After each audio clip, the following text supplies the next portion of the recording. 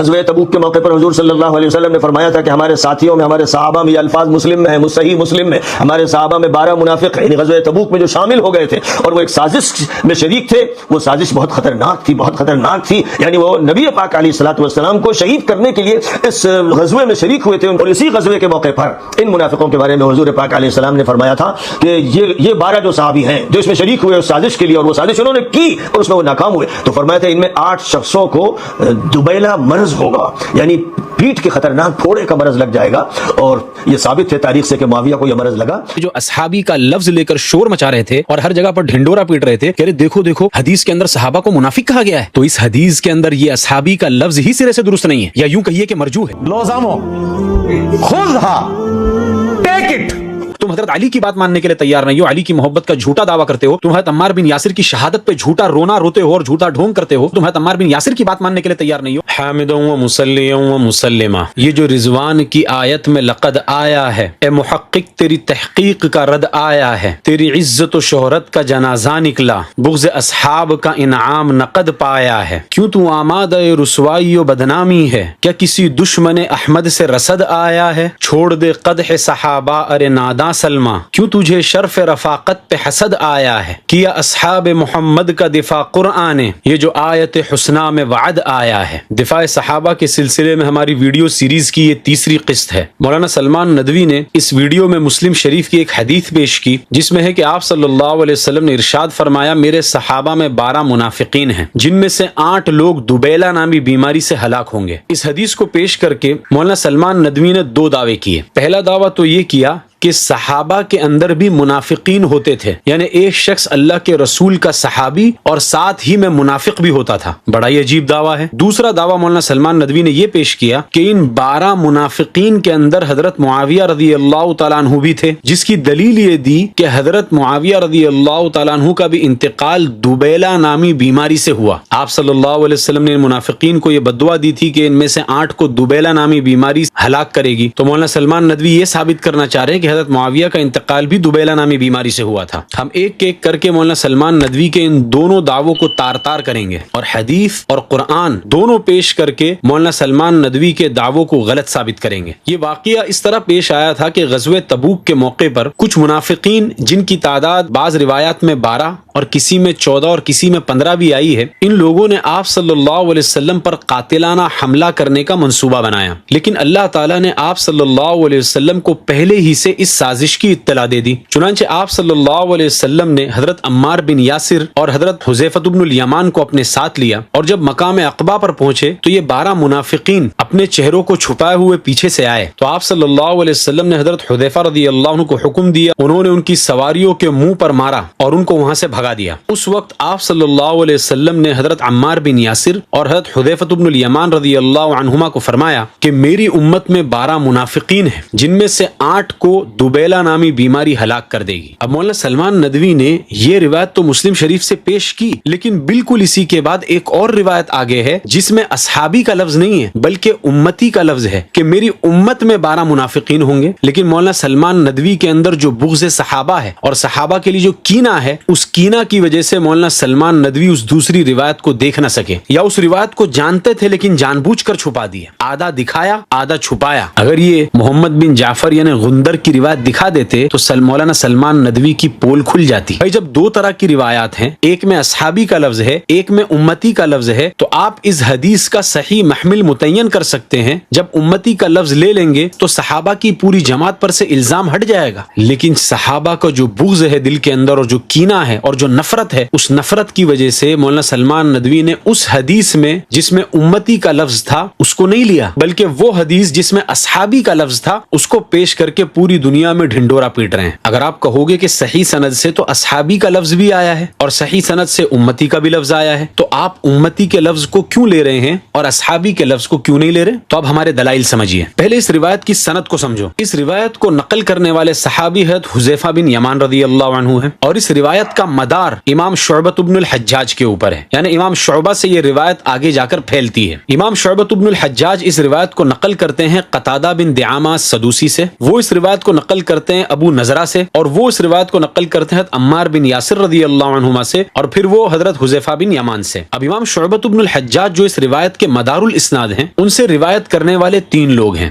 ایک ہے اسود بن عامر شازان، دوسرے ہیں محمد بن جعفر جن کا لقب غندر تھا، اور تیسرے حجاج بن محمد المسیسی. جب امام شعبہ سے اسود بن عامر شازان اس روایت کو نقل کرتے ہیں تو وہ حدیث کے اندر اصحابی کا لفظ نقل کرتے ہیں کہ میرے صحابہ میں 12 منافق تھے. اسی طرح حجاج بن محمد المسیسی جب وہ امام شعبہ سے نقل کرتے ہیں تو وہ بھی اپنی حدیث کے اندر اصحابی یعنی صحابہ کا لفظ نقل کرتے ہیں کہ میرے صحابہ میں 12 منافق ہیں. لیکن محمد بن جعفر غندر جب اس روایت کو امام شعبہ سے نقل کرتے ہیں تو وہ اپنی روایت کے اندر امتی کا لفظ نقل کرتے ہیں کہ میری امت میں 12 منافقین تھے. اگر یہ والا معنی ہم لے لیں کہ میری امت میں 12 منافقین تھے تو صحابہ کے اوپر کوئی الزام نہیں آتا، اور ان کے پاس صحابہ سے بغض کرنے کی ان کو کوئی وجہ نہیں ملے گی. لیکن محمد بن جعفر یعنی غندر کی روایت کو چھوڑ کر اسود بن عامر کی روایت کو یہ لیتے ہیں. اب ہم کیوں محمد بن جعفر کی روایت کو ترجیح دیتے ہیں وہ سمجھیے. ہمارا دعویٰ یہ ہے امام شعبہ سے روایت کرنے والے جو یہ 3 لوگ ہیں، اسود بن عامر شازان، حجاج بن محمد مسیسی اور محمد بن جعفر یعنی غندر، ان تینوں میں سے محمد بن جعفر یعنی غندر کی روایت سب سے زیادہ صحیح ہے، اور حدیث میں جو صحیح لفظ ہے وہ امتی ہے یعنی میری امت میں 12 منافقین ہیں. اور اسود بن عامر شازان نے اپنی روایت کے اندر جو اصحابی کا لفظ نقل کیا ہے، اسی طرح حجاج بن محمد مسیسی نے اپنی روایت کے اندر جو اصحابی کا لفظ نقل کیا ہے، ان دونوں نے روایت بالمعنی کیا ہے یعنی روایت کے مفہوم کو ادا کرنے کی کوشش کی ہے. اب اس کی وجہ سمجھیے. جس طرح میں نے پہلی کلپ کے اندر بتایا تھا کہ دور تدوین کے اندر جب احادیث کو جمع کیا جا رہا تھا تو مشہور محدثین کے کچھ خاص اصحاب ہوا کرتے تھے. اسی طرح امام شعبہ جو ہے یہ بھی اپنے زمانے کے بہت بڑے محدث تھے، یہاں تک کہ ان کو امیر المؤمنین فی الحدیث کا لقب بھی دیا گیا. اور امام شعبہ کے اصحاب جو تھے ان میں سب سے ٹاپ پر محمد بن جعفر یعنی غندر کا نام آتا ہے. شیخ دکتور محمد بن ترکی اپنی کتاب معرفت اصحاب شعبۃ بن الحجاج میں لکھتے ہیں امام مسلم رحمۃ اللہ علیہ نے امام شعبہ سے روایت کرنے والے لوگوں کو 3 گروپس میں ڈیوائیڈ کیا ہے، یا آپ یہ کہہ سکتے ہیں ان کے 3 رینکس کیے ہیں، first rank, second rank and third rank. سب سے پہلا جو گروپ ہے اصحاب الشعبہ البصریین، امام شعبہ کے وہ اصحاب جو بصری تھے، کیونکہ امام شعبہ خود بصری تھے تو وہ لوگ جو بصرہ ہی کے تھے اور امام شعبہ سے روایت کرتے تھے تو ان کا درجہ ان لوگوں سے کچھ بڑھا ہوا ہوگا جو امام شعبہ سے روایت تو کرتے تھے لیکن بصرہ کے نہیں تھے، کسی اور سٹی یا کسی اور شہر سے بصرہ آ کر امام شعبہ سے روایت لی تھی. دوسرا گروپ ہے اصحاب الشعبہ الغرباء، یعنی امام شعبہ سے روایت کرنے والے وہ لوگ جو بصری نہیں تھے، وہ باہر کسی شہر سے بصرہ آئے اور انہوں نے امام شعبہ سے روایات لی. اور تیسرا گروپ امام شعبہ سے روایت کرنے والے وہ لوگ جو ضعیف تھے. تو یہ جو 3 راوی ہیں اسود بن عامر شازان، حجاج بن محمد المسیسی اور محمد بن جعفر یعنی غندر، ان میں سے صرف ایک محمد بن جعفر یعنی غندر یہ بصرہ کے تھے، باقی اسود بن عامر شازان یہ ملک شام کے رہنے والے تھے اور پھر بغداد منتقل ہو گئے تھے. اسی طرح حجاج بن محمد مسیسی یہ بھی ترمذ کے تھے، پھر بغداد منتقل ہوئے، یہ بھی بصری نہیں تھے. یہ ہوئی محمد بن جعفر یعنی غندر کی روایت کو قبول کرنے کی پہلی وجہ ترجیح. اس وجہ سے ہم کہتے ہیں کہ غندر کی روایت زیادہ راجح ہے. دوسری وجہ ترجیح، محمد بن جعفر نے امام شعبہ کی طویل صحبت پائی تھی اور کثیر الملازمت تھے، ان کے ساتھ ہی لگے رہتے تھے. امام محمد بن اسماعیل بخاری جن کی وفات 256 ہجری میں ہوئی، وہ اپنی تاریخ کبیر میں لکھتے ہیں کہ علی بن المدینی نے مجھ سے کہا کہ غندر یعنی محمد بن جعفر نے 20 برس تک امام شعبہ سے علم حاصل کیا. اسی لیے علی بن المدینی کہتے تھے کہ شعبہ کی روایات کے اندر مجھے غندر عبد الرحمن ابن مہدی سے بھی زیادہ پسند ہے. پھر امام بخاری آگے لکھتے ہیں کہ امام شعبہ خود کہتے تھے کہ غندر نے میرا سارا کا سارا علم سن لیا ہے. جس اسٹوڈنٹ کی استاد خود گواہی دے دے تو اس کا لیول کتنا اونچا ہوگا. اب یہ چارٹ میں آپ کے سامنے پیش کر رہا ہوں، اس کے ٹیبل آف کنٹینٹس کے اوپر آپ ذرا نظر ڈالیے. محمد بن جعفر غندر نے جو روایات امام شعبہ سے نقل کی ہے نا، اس کی تعداد دیکھیے 2445 ہے، جبکہ دوسرے راوی حجاج بن محمد مسیسی ان کی روایات امام شعبہ سے صرف 335 ہے اور اسود بن یزید شاذان کی روایت تو فقط 35 ہے. تو اب آپ سوچئے کہ ایک وہ طالب علم جو 20 سال تک استاد کے ساتھ میں چمٹا رہا اور اس نے 2500 کے آس پاس روایت نقل کی، کیا اس شاگرد کا مقابلہ وہ کر سکتا ہے جس نے فقط 35 روایت نقل کی یا 335 روایت نقل کی؟ خلاصہ یہ ہے کہ امام شعبہ کے اصحاب میں محمد بن جعفر غندر یہ کثیر الروایت اصحاب میں سے تھے اور اسود بن عامر اور حجاج بن محمد یہ قلیل الروایت تھے. یہ ہوئی دوسری وجہ ترجیح، اس لیے ہم محمد بن جعفر غندر کی روایت کو لیں گے. تیسری وجہ ترجیح اسی چارٹ میں سب سے آخری والے کالم میں دیکھیے. یہ کالم محدثین کے طبقات کا ہے، ان کے رینکس کا ہے. اس میں غندر محمد بن جعفر سب سے ٹاپ پر ہے، فرسٹ رینک ہے ان کا، اور حجاج بن محمد مسیسی کا سیکنڈ رینک ہے اور اسود بن عامر شاذان کا تھرڈ رینک ہے. یعنی یہ دوسرے اور تیسرے طبقے کے اصحاب ہے اور محمد بن جعفر یہ امام شعبہ کے پہلے طبقے کے اصحاب میں سے ہیں. چوتھی وجہ ترجیح محمد بن جعفر یہ امام شعبہ کے ربیب تھے، یعنی ان کے سوتیلے بیٹے تھے. یعنی محمد بن جعفر کی جو والدہ تھی یہ امام شعبہ کے نکاح میں آ گئی تھی. یعنی محمد بن جعفر یہ امام شعبہ کے گھر والے تھے. اور اصول ہے کہ صاحب البیت ادری بما فیہ، گھر والوں کا باہر والوں سے کیا مقابلہ. اس کو حافظ ابن حجر عسقلانی نے لسان المیزان میں نقل کیا ہے. پانچویں وجہ ترجیح محمد بن جعفر غندر امام شعبہ سے جو روایات لیتے تھے ان کو لکھ لیا کرتے تھے، جبکہ اسود بن عامر شاذان روایات کو لکھتے نہیں تھے. علامہ شمس الدین ذہبی جن کی وفات 748 ہجری میں ہوئی، وہ اپنی کتاب میزان الاعتدال میں لکھتے ہیں یحییٰ ابن معین کہتے تھے کہ غندر لکھنے میں سب سے زیادہ صحیح تھے. ایک مرتبہ غندر نے ہمیں اپنی کتاب دی اور کہا جتنی کوشش کرنا ہے کر لو اور میری اس کتاب کے اندر ایک غلطی نکال کر دکھا دو. لوگوں نے بہت کوشش کی لیکن ایک غلطی بھی غندر کی کتاب سے نہ نکال سکے. عبداللہ بن مبارک کتنا بڑا نام ہے، وہ فرماتے ہیں کہ اگر لوگوں کے درمیان امام شعبہ کی روایات میں اختلاف ہو جائے تو غندر کی کتاب سے فیصلہ کیا جائے. تو سلمان ندوی جی، ہم تو یہاں پر عبداللہ ابن مبارک کے قول پر عمل کر رہے ہیں اور اسود بن عامر نے جو حدیث میں اصحابی کا لفظ کہا ہے وہ روایت کو چھوڑ کر ہم محمد بن جعفر غندر کی روایت لے رہے ہیں جس میں امتی کا لفظ ہے. امام بخاری تاریخ کبیر میں لکھتے ہیں کہ عبد الرحمن ابن مہدی کہتے تھے کہ ابھی امام شعبہ زندہ تھے اور ہم غندر کی کتاب سے امام شعبہ کی روایات نقل کرتے تھے. تو امام شعبہ کی روایات غندر لکھ رہے ہیں اور اسود بن عامر اپنے حافظے سے بیان کر رہے ہیں، تو آپ کس کی روایت کو ترجیح دو گے؟ ایک حدیث جو ڈاکیومنٹڈ ہے اور اس کے بالمقابلے میں اسود بن عامر فقط اپنے حافظے سے بیان کر رہے ہیں، ظاہر سی بات ہے وہ حدیث جو ڈاکیومنٹ ہو چکی وہ راجح ہوگی. چھٹی وجہ ترجیح الجامع لعلوم الامام احمد میں امام احمد بن حنبل کا قول مذکور ہے. وہ فرماتے ہیں کہ میں نے غندر سے سنا، وہ کہہ رہے تھے کہ میں امام شعبہ سے حدیث سنتا تھا، پھر اس کو لکھتا تھا، پھر وہ لکھا ہوا لے کر امام شعبہ کے پاس جاتا تھا اور اس کو امام شعبہ سے چیک کرواتا تھا. تو اگر کوئی یہ کہے کہ جو تیسرا راوی ہے حجاج بن محمد وہ بھی حدیث لکھا کرتے تھے، تو ہم یہ کہیں گے کہ اگر لکھتے بھی تھے تب بھی محمد بن جعفر غندر کی روایت زیادہ راجح ہوگی کیونکہ وہ لکھنے کے بعد امام شعبہ سے چیک بھی کرواتے تھے. ساتویں وجہ ترجیح کہ محمد بن جعفر غندر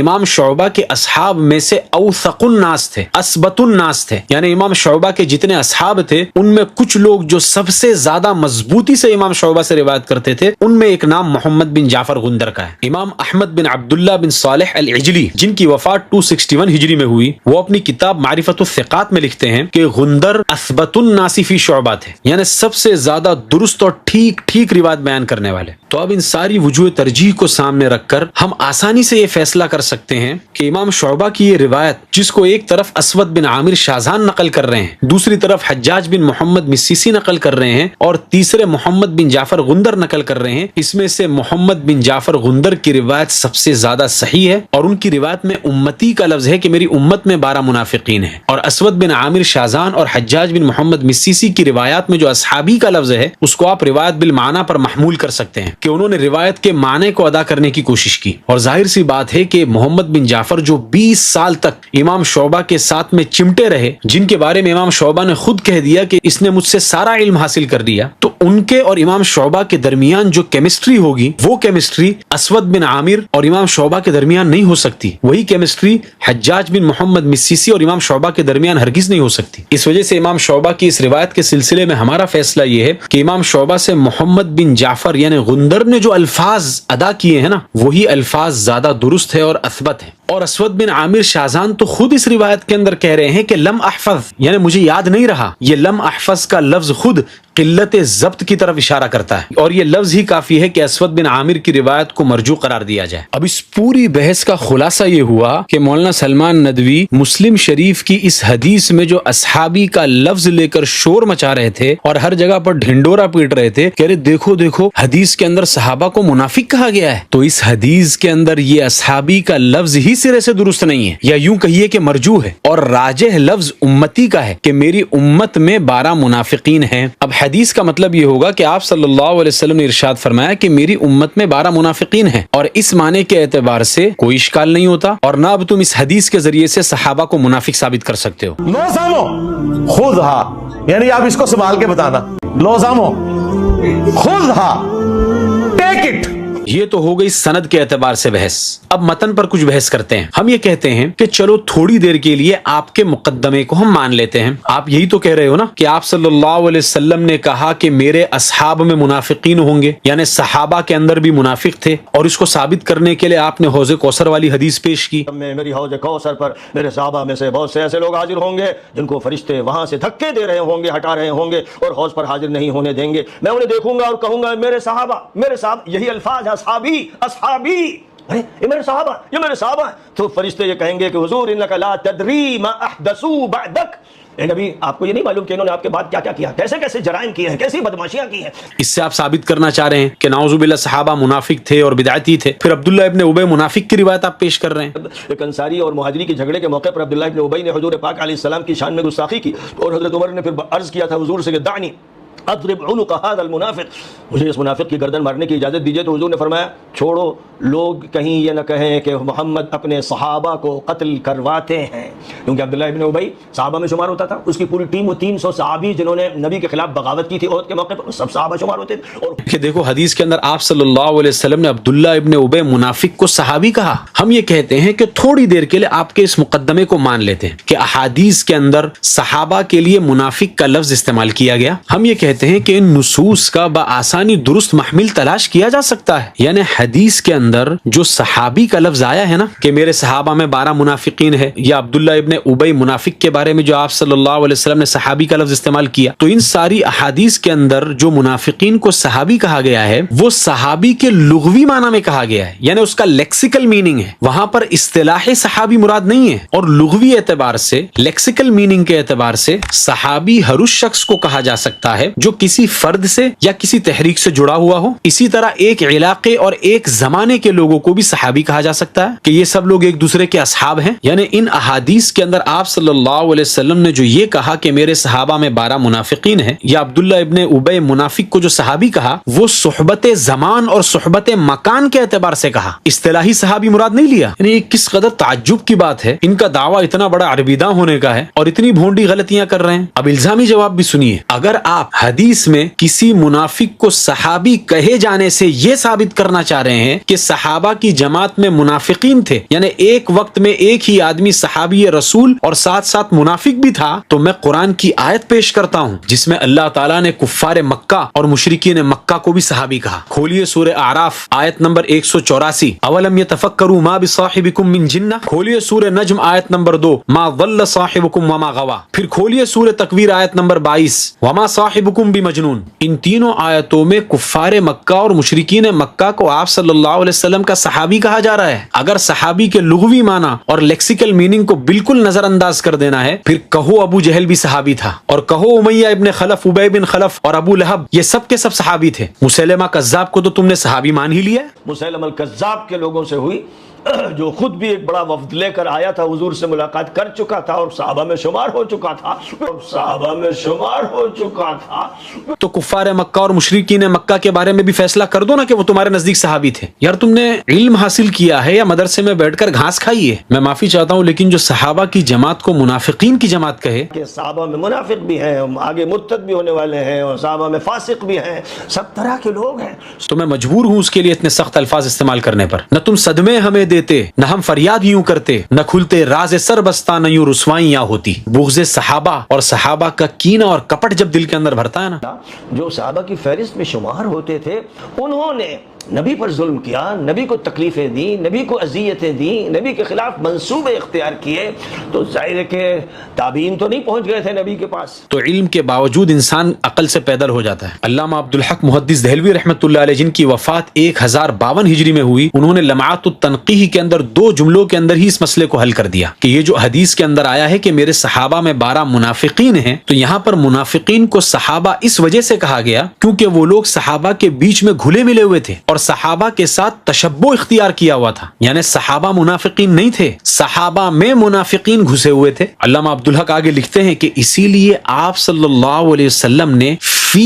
اصحابی کہا, من اصحابی نہیں کہا. اب ایک آسان اور عام فہم مثال دیتا ہوں تاکہ عوام کو بھی بات سمجھ میں آ جائے. ایک چرواہا اور بکروں کے ریوڑ کی مثال لے لیجیے. چونکہ منافق کی مثال حدیث کے اندر جفتی کرنے والی بکری کی آئی ہے کہ کبھی وہ جفتی کے لیے اس ریوڑ کی طرف بھاگتی ہے اور کبھی اس ریوڑ کی طرف بھاگتی ہے, تو یہ مثال بہت فٹ بیٹھے گی. مثال کے طور پر ایک چرواہے نے بکروں کا ریوڑ پالا, یعنی اس کے ریوڑ کے اندر بکریاں نہ ہوں. کچھ دنوں کے بعد وہ اپنے ساتھی سے یہ کہنے لگے کہ مجھے ایسا لگتا ہے کہ اپنے بکروں میں 12 بکریاں ہیں. وہ کیا کہے, اپنے بکروں میں 12 بکریاں ہیں. تو مولانا سلمان ندوی جیسا آدمی ہوگا تو وہ یہ کہے گا, اچھا بکروں کے اندر 12 بکریاں ہیں, اس کا مطلب یہ ہے کہ یہ جو سارے بکرے ہیں ان میں سے کچھ تو وہ ہیں جو صرف بکرے ہیں, اور وہ جو 12 ہیں نا وہ بکرا بھی ہے اور بکری بھی ہے. ارے بھائی, اس کا سیدھا سا مطلب یہ ہوتا ہے کہ یہ جو بکروں کا ریوڑ ہے اس میں باہر سے کچھ بکریاں ان بکروں میں گھس گئی ہے. یہ مطلب نہیں ہے کہ کچھ بکرے تو بکرے ہوں گے اور کچھ بکرے ایسے ہوں گے جو بکرا بھی ہوگا اور بکری بھی ہوگا. یہ مطلب تھوڑی نکلے گا اس کا. بالکل اسی طرح آپ صلی اللہ علیہ وسلم نے جو یہ فرمایا کہ میرے اصحاب میں 12 منافقین ہیں, اس کا مطلب یہ ہے کہ میرے اصحاب کے اندر 12 منافقین باہر سے گھس گئے ہیں. یہ مطلب نہیں ہے کہ وہ 12 صحابی بھی ہے اور منافق بھی ہے, جو مطلب مولانا سلمان ندوی نکال رہے ہیں کہ یہ 12 منافق بھی ہے اور 12 صحابی بھی ہے. اس کا مطلب یہی ہوا کہ مولانا سلمان ندوی یہ کہہ رہے ہو کہ یہ ریوڑ کے اندر جو 12 بکرے ہیں نا وہ بکری بھی ہے اور بکرا بھی ہے. اس جہالت پر اپنا سر پھوڑ لیجئے. پھر ڈھٹائی کہ صحابہ کے اندر منافق ثابت کرنے کے لیے قرآن کی آیت کا سہارا لے رہے ہیں کہ دیکھو اللہ تعالیٰ قرآن کے اندر کیا فرما رہے, وہ ممن حولکم من الاعراب منافقون, کہ تمہارے آس پاس کے لوگوں میں منافقین بھی ہے. ومن اہل المدینہ مردوا علی النفاق, اور اہل مدینہ میں سے بھی کچھ سرکش منافقین ہیں. تو ہمارا جواب اس آیت کے سلسلے میں یہ ہے, اس آیت کے اندر منافق کو منافق کہا گیا ہے, صحابی کو منافق نہیں کہا گیا. یہ نہیں کہا کہ تمہارے آس پاس جو صحابہ ہیں ان میں منافق ہے, بلکہ منافق کو منافق کہا گیا, صحابی کو منافق نہیں کہا گیا. دوسری بات کہ نصوص کے مابین جمع و تطبیق نام کی ایک چیز ہوتی ہے. مولانا سلمان ندوی صاحب, آپ نے کبھی سنا ہے جمع و تطبیق کس کو کہتے ہیں؟ تم ایک آیت کو دکھاتے ہو, دوسری آیت کو چھپاتے ہو. اللہ تعالیٰ قرآن میں اعلان کر رہا ہے, اور اب جو آیت میں پیش کرنے جا رہا ہوں نا, اس آیت کو لکھ کر اپنے گلے میں ٹانگ لیجئے. اللہ تعالیٰ قرآن کے اندر فرما رہے ہیں, سورہ توبہ آیت نمبر 56, یحلفون باللہ انہم لمنکم وما ہم منکم. یہ منافقین اللہ کی قسمیں کھا کھا کر کہتے ہیں کہ ہم تو تم ہی میں سے ہیں, اے اللہ کے رسول, اے صحابہ, ہم تمہاری ہی جماعت میں سے ہیں. اور اللہ تعالیٰ ان کی بات کو رد کر رہا ہے, اور اللہ تعالیٰ فرما رہے ہیں وما ہم منکم, یہ منافقین صحابہ میں سے نہیں ہے. منافقین صحابہ میں سے نہیں ہے, نص قرآنی موجود ہے, اللہ کی گواہی موجود ہے کہ منافقین صحابہ میں سے نہیں ہے. کم از کم اللہ کی گواہی کو تو مان لو. مولانا سلمان ندوی صاحب سے میں گزارش کرتا ہوں کہ ایک تسبیح لے اور 3 تسبیح صبح اور 3 تسبیح شام اس آیت کا ورد کریں. یحلفون باللہ انہم لمنکم وما ہم منکم, یحلفون باللہ انہم لمنکم وما ہم منکم. صبح شام 3 تسبیح اس کا ورد کریں, اس وظیفے پر عمل کریں, انشاءاللہ بغض صحابہ سے نجات پائیں گے آپ.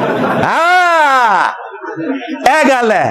اب آئیے مولانا سلمان ندوی کے دوسرے دعوے کی طرف. حدیث میں تھا نا کہ میرے صحابہ میں 12 منافقین ہیں جن میں سے 8 کو دبیلا نامی بیماری ہلاک کرے گی. تو مولانا سلمان ندوی یہ ثابت کر رہے تھے کہ ان 12 میں حضرت معاویہ بھی ہے. کیوں؟ کیونکہ حضرت معاویہ کا انتقال دبیلا نامی بیماری سے ہوا. امام طبرانی جن کی وفات 360 ہجری میں ہوئی, انہوں نے اپنی مشہور کتاب المعجم الکبیر میں حضرت زبیر بن بکار رضی اللہ تعالیٰ عنہ سے روایت نقل کی ہے جن میں ان 12 اصحاب عقبہ کے نام ہیں. یہ آپ کی اسکرین کے اوپر موجود ہے اور میں نے یلو مارکر سے ہائی لائٹ کیا ہے. ان 12 ناموں میں سے ایک ایک کر کے سب کو دیکھ لو. ان میں نہ معاویہ بن ابی سفیان کا نام ہے, نہ عمرو بن عاص کا نام ہے, اور نہ مغیرہ ابن شعبہ کا نام ہے. پھر اہل السنت والجماعت کی پوری امت کے تمام علماء, تمام فقہا, تمام اصولیین, تمام محدثین, تمام متکلمین, سب نے اس قول کو اختیار کیا ہے کہ حضرت معاویہ رضی اللہ تعالیٰ صحابی رسول ہیں, منافق نہیں ہیں. کسی نے ان کی طرف منافق کی نسبت نہیں کی سوائے اہل تشیع کے, اور کسی نے یہ نہیں کہا کہ یہ حدیث میں جو 12 منافقین ہیں اس میں ایک حضرت معاویہ بھی ہیں. پھر آپ صلی اللہ علیہ وسلم کی حدیث ہے جس میں آپ صلی اللہ علیہ وسلم نے حضرت حسن کے بارے میں فرمایا تھا کہ میرا یہ بیٹا سید ہے، یہ مسلمانوں کی دو بڑی جماعتوں کے درمیان صلح کرائے گا۔ تو آپ صلی اللہ علیہ وسلم تو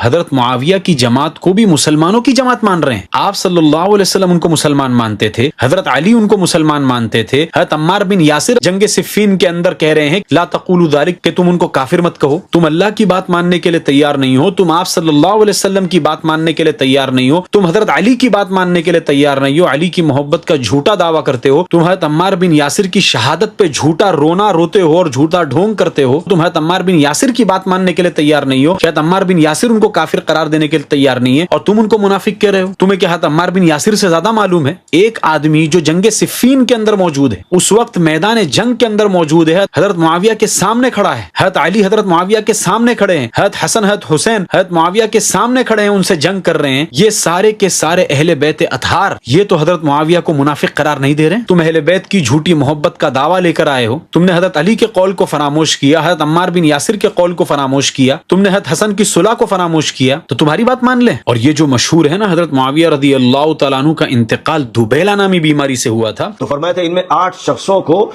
دوبیلا مرض ہوگا، یعنی پیٹھ کے خطرناک پھوڑے کا مرض لگ جائے گا، اور یہ ثابت ہے تاریخ سے کہ معاویہ کو یہ مرض لگا اور اس کی تکلیفوں کو جھیلتے ہوئے ان کا انتقال ہوا۔